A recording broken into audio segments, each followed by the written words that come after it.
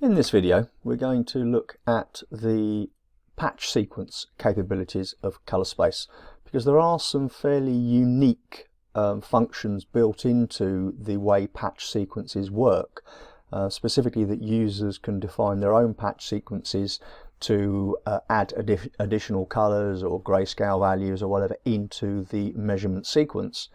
It also means that the patch sequences can be made to be exactly correct for any given TV that has, say, a 12 grayscale or a 10 grayscale or a 21 grayscale step patch sequence for grey, with each patches not necessarily being equally spaced or what have you. You can make sure that you are working with exactly the correct stimulus when manually measuring and calibrating such TVs.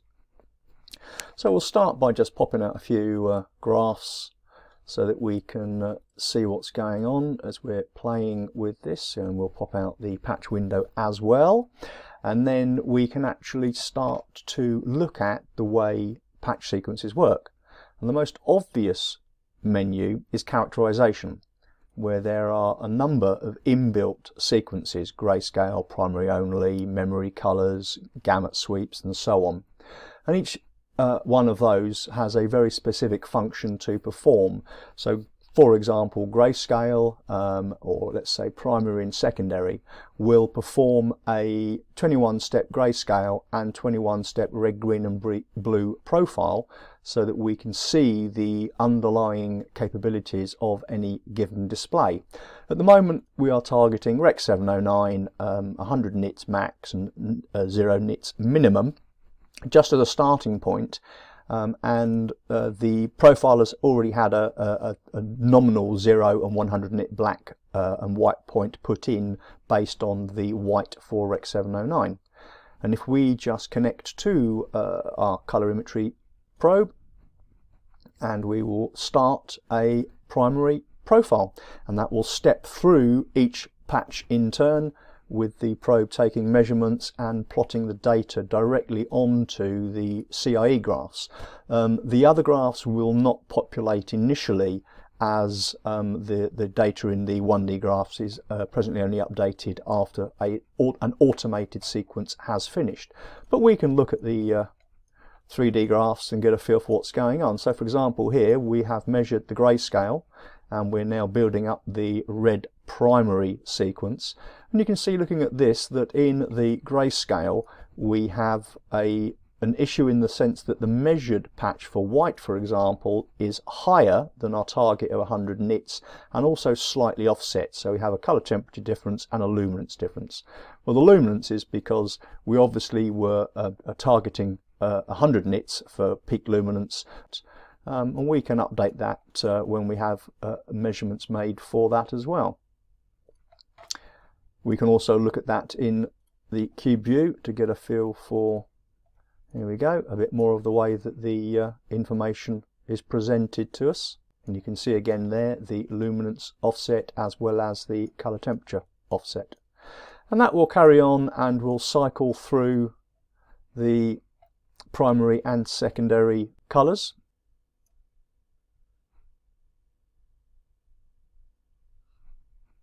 And there we have the profile complete for primary, secondary and the grayscale. And looking at the various graphs, we can see what we've got in the way of gamut and gamma compared to the target color space of Rec 709. You get a good indication here looking at the way that the green, for example, is both over gamut and is higher than our initial target of 100 nits. Obviously we've got 110, 111 nits, and if we just update our target with those measurements now, you can see that the luminance value is now tracking, but obviously we still do have a gamut shift. Actually green is slightly lower in luminance compared to our white, which just shows that the display is obviously not completely accurate based on the Rec 709 color space. All the 1D graphs have now been plotted as well, and we can see the RGB balance offset, the white point color temperature being slightly different. Obviously with the gamma the EOTF, we can see that it is brighter, which means a lower value gamma in the darks, in the shadows, and it is actually darker in the highs, and that is again shown on the differential, which shows us that it is brighter in the dark area and darker in the bright area compared to the target of 2.4 power law, that is Rec 709. And then our little RGB zooms, we can just recenter those so we can see again the difference compared to our target blue or green compared to the actual measurements. Quite a difference in the gamma on the green, obviously, and in red a little bit less, a little bit less so. There we go. So it gives you an idea of the current state of the display. Now this is all well and good looking at Rec 709, but the display itself is obviously in its uncalibrated state, so we obviously have a significant difference. So one of the things that we're going to do to assist us in understanding the way these patches are working and what we're looking at is we'll extract from that profile that we've just taken a colour space. So we will save the profile. We'll just call it ASUS test, and then from that we can extract, if I could see it, there we go, modify, and we're going to extract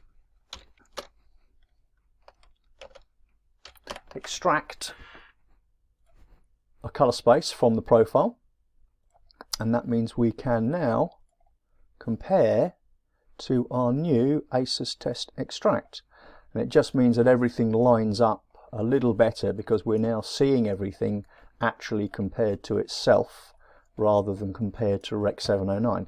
Obviously we still have a gamma variation because the variation was obviously different high to low, and that won't have changed because we are still comparing to a power law. Obviously the extracted power law won't be 2.4 anymore. In fact, if we look at that, we can see that the extracted colour space is actually 2.389, so it's very close, but that's the average power law extraction from the profile that we've just taken.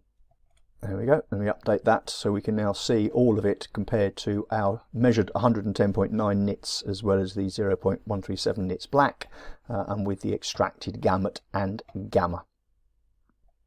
That's all well and good using a preset patch sequence, but we can do that with something that is, let's say, user generated. So if we wanted to add more information into the grayscale, for example, we do have a grey only large profile within ColourSpace, but we can actually use manage to choose a different sequence of our own design. We can export the sequence, so for example we've got grey only large here, and if we export that onto the desktop, save that, then we can actually look at that because it is just a CSV list with our 33 patches of grayscale plus our 3 patches of red, green and blue with the slightly lower than 100% value of red, green and blue that we use. And that can be used to modify, to generate any patch sequence that a user would like. For example, if we import a patch set, we can choose something like, here we are, we have somewhere in here grey large, there we go, 46 point grey only. So this time that would actually profile with a 46 point patch set rather than the 33 grey plus 3 red, green and blue we just had. And if we just close that, we can prove that by literally selecting custom as our patch sequence. And if we start that again, it will this time measure as it says here, 46 patches, which is 43 grayscale plus 3 red, green and blue. And as it gets to the end, all of the graphs are updated. There we go. and we can see now a much higher resolution of measurement in the grayscale, still with the single red, green and blue measurements as before. And if we look at the 3D, you can see there in the volumetric graph there's a lot more information in the grayscale than we had previously. It's not just the quick profiles that can use user patch sets, but any sequence that you want. So if we look in our manage library, we can actually load in any number of these sequences to do full volumetric. So there's a pseudo random optimized set there, which uses a patch set that is not based on the cubic layout of the standard patches within ColourSpace, but gives us the ability to use, as I say, any sequence that we choose to use. Obviously with any patch set we can still use drift compensation, or use stabilization patches, or use pre-roll sequences, which again are just CSV patch sets. So somewhere here we have, here we go, pre-roll 100 black and white. So what this will do is now pre-roll with each patch being, let's do 0.25 seconds pre-roll before it starts actually using our pseudo random optimized sequence. So if we hit start, yes, it's telling us there's data there, we know that, so we're happy for that to be overwritten. And you can see now that it's flashing through the white and black patches, which are 16235 value in this case, plus the black stabilization patches, just as a way of warming up the display before it actually starts on the 9400 plus patches of the actual sequence. And you'll see in a moment, as it reaches the 4100 patches in the pre-roll, that it will kick off now. There we are, and it's starting to read the actual patches, which will also have drift compensation inserted and stabilization as required.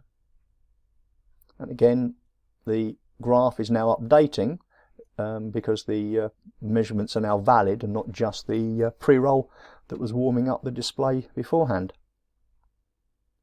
And if we abort, it will update the graphs with the partial data, so we can actually see what data has so far been recorded, in case there is something there of interest that we need to go back and look at before restarting the profile sequence. But as was said earlier, one of the areas where we have a good use of patch sequences is in manual measure. Normally we would define patches using the sliders and just take single measurements as required, and that works exceptionally well. If, say for example, if we want to do a grayscale, let's clear out the graphs and actually look at doing, compared to our target ColourSpace, which is still the ASUS test, so we're still comparing the display to itself. If we go back and actually use these sliders, we could do a grayscale where we can use percentage to step through 10% on each patch. So for example, now we're parked on black, and if we take a measurement, the black reading is updated on all the graphs, so we can see it here on the RGB balance as well as the CIE graphs. If we now just click above the slider, it will jump 10%, that's what we've set it to. We can take another measurement and it will now update the next patch at 10%. Step forward again, measure, and so on. So we can literally step through, in this instance at 10% intervals, and just take new readings each time. If we want to go back and actually take the reading from an existing patch, we can either zoom into it and simply click on the patch, and that will jump to the information for that patch. So patch 2 tells us it is 026 in value. The patch has gone to that colour both in the sliders and the patch on the screen, and we can remeasure, and just that patch is remeasured, and then we can step forward, so we know that we've already done 1, 2, 3, 4, 5, so we want to go to patch 6, so we can step through to the next patch, measure, There we go. And the next one, measure. And we can continue to do that. We can obviously separate out the sliders and choose to do peak red, green and blue. So measure red, green and blue. And obviously, just to finish off, we could do a white. We're obviously missing a few in the grayscale, but we've now got pretty much the standard values for that. Just using the sliders to try to match the requirements for the display's CMS controls. But we can actually move away from the manual measure sliders into presets and pick up a set that will do this automatically. So for example, if we look at, say, memory color list, and you see that now, that populates all the patches for both grayscale, 21 step in this instance, plus memory colors, red, green and blue, and primary and cyan, magenta, yellow secondaries. And we can either use this to automatically run through that sequence as if it were a characterization, or we can use it to manually step. So for example, if we click Auto Advance and measure, it will now step through each of those in turn and update the patches manually, update the patches automatically while stepping through each of the patches in the sequence. Obviously the target zoom and RGB widget boxes will give you information on that, which you can look at as chroma only, HSL, or basically delta E, which is the RGB including the luminance value.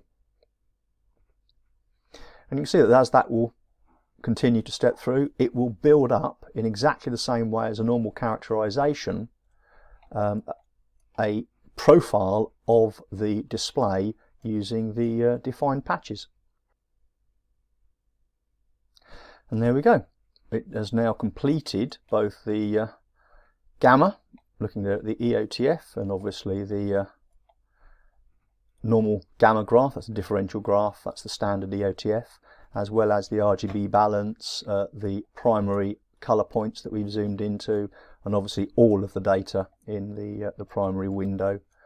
And we can again see the kind of issues or errors that we have in the graph, and if we again just update the min and max, we get an idea of the volumetric errors. So you can see that all these points are showing us that there are volumetrically errors within the display compared to the primary colors that have positioned the gamut. Now that's just using it to do an auto advance, but if we delete all the points again, we can actually use these to manually do exactly the same, but while making adjustments if we're doing manual calibration. So we're on black, we can tell it to repeat, no auto advance, and measure. And ColourSpace will now continue to measure and remeasure black. But you can see we can now adjust the display manually while measuring black. When we step on to the next patch, the last measurement will be saved and it will build up for us the profile using the last measurement made. Now if you don't want to use repeat, obviously you can just manually remeasure. So when you've come to the end of an adjustment, you may want to use repeat while making a manual adjustment. But then at the very end, you may want to take a single measurement just to make sure that it is a stable measurement on the last read before moving on to the next patch and repeating that. But as before, you can see that literally stepping through each patch in turn and taking a measurement builds up all the required data to give us a profile of the display in question and the characteristics that it presently has.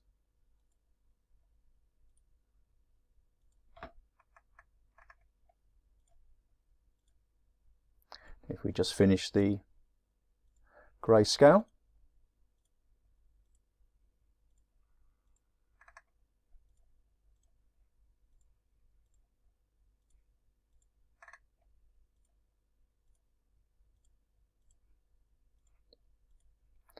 and we'll do the red, green and blue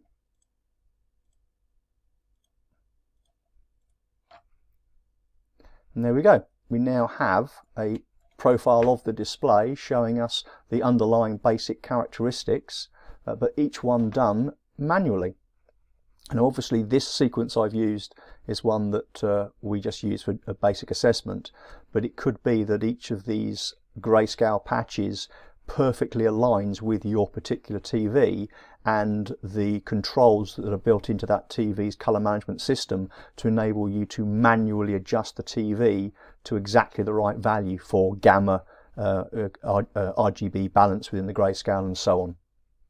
So it is worth getting to grips with the user patch sequence capability of ColourSpace because it is a very powerful tool.